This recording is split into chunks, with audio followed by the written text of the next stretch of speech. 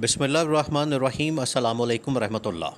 पाकिस्तान के अंदर इस वक्त एक दहशतगर्दी की नई लहर पैदा हो चुकी है और पूरे पाकिस्तान के अंदर हमलों का दहशतगर्दी का एक नया सिलसिला शुरू हो गया है।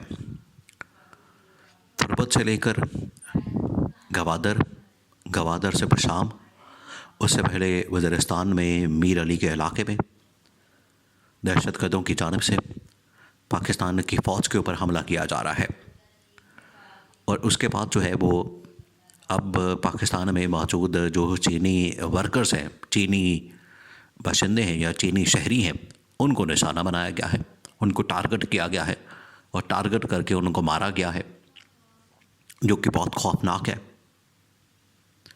जिसकी वजह से आर्मी चीफ जनरल नासिर वनीर को ख़ुद फ्रंट फुट पर आकर ख़िताब करना पड़ा, पैगाम देना पड़ा और ना सिर्फ कौम को बताना पड़ा ISPR के ज़रिए से, बल्कि चीन को, जिनके शहरी यहाँ पर दहशतगर्दी का निशाना बने हैं, चीन को भी कन्विंस करना पड़ा और आलमी बरादरी को, और ख़ास तौर पर सबसे बढ़कर जो पाकिस्तान के दुश्मन हैं उनको पैगाम दिया। अब ये इंतहाई अहम मामला है, इसको आपने समझना है। देखें,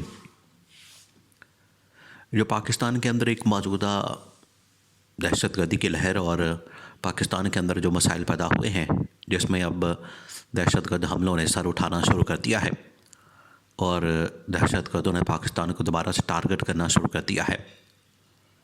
ये असल में एक पॉलिसी शिफ्ट है। पॉलिसी शिफ्ट क्या है?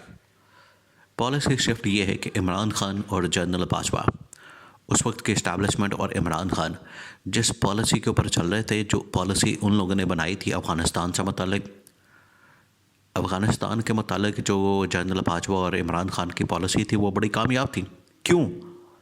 उसकी वजह यह है कि उन्होंने एक डायलॉग का रास्ता खोला, डायलॉग का रास्ता अपनाया, उनके साथ नेगोशिएट किया, बातचीत की, उनको मेन स्ट्रीम में लाने की कोशिश की।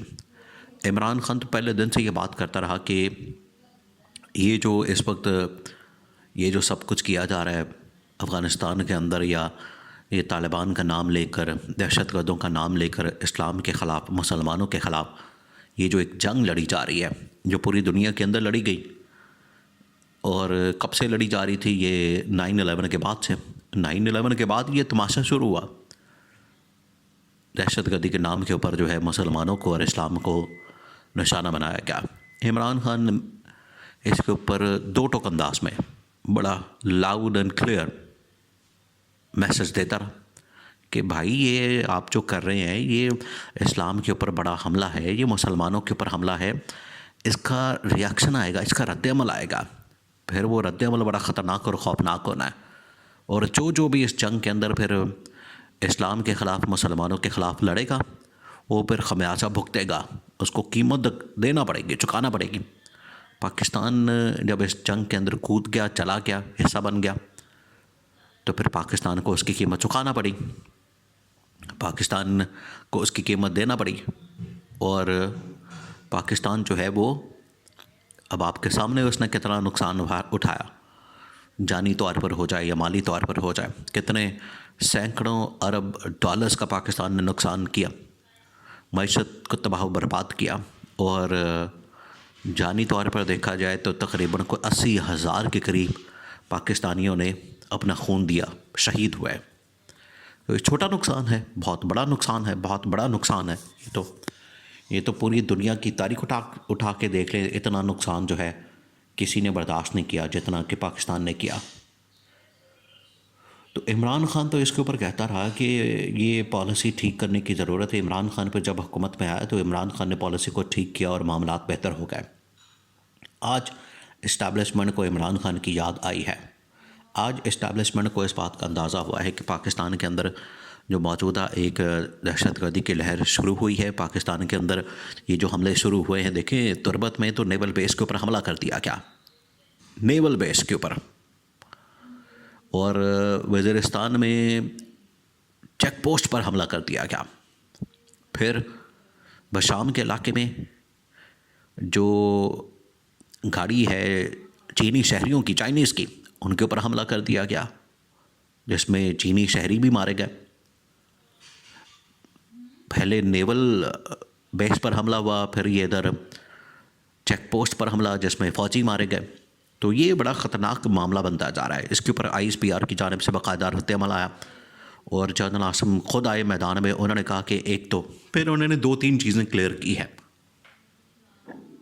जनरल आसिम ने कहा कि एक तो ये दहशतगर्दी जो सामने आई है, इसको हमने दो टुक अंदाज में निपटना है। अब हमने किसी को नहीं बख्शना, किसी को नहीं छोड़ना।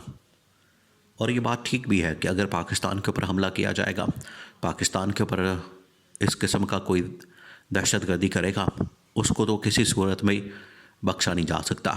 वो हर हाल में उसको इबरत का निशान बनाना है।